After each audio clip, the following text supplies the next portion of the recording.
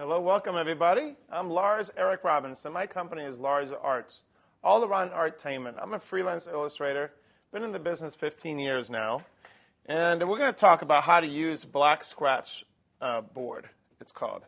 And I started this one here a while ago that the client stopped. Actually, he decided not to do it after all, and I started it, but he still paid me, so I thought I'll demonstrate to you how we do it. And for example, I have a piece right here that I did, and this is done on actually white scratch board. They have two different kinds. They have black ones that are all black, or they have white ones. In this, you could actually use your black and white ink if you know it's going to be really dark there, and you can put your ink on by brushing it on. And if you come back over here, I can show you how we actually scratch it off. So, for example, here I'm starting to create the highlight with the light's hitting it, and you do strokes going with how the form is. And then if you want to get a cross-hatching thing going, which I started over here, you can see on the Amiga, kind of creates a gray effect. Then you go against it again.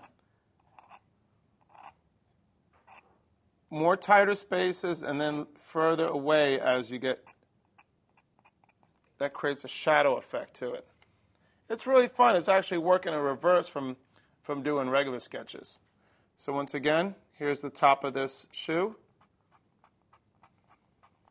They have different tools for it. I'm using X-Acto here, but they have ones that bend more too, that will give it more of a variety of line. So it's really interesting. It takes a while.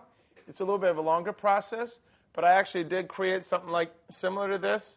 But I did it for a client that wanted to have a fax paper that he used for his business cards, because every time you fax something, if you have a photograph, it doesn't show up right.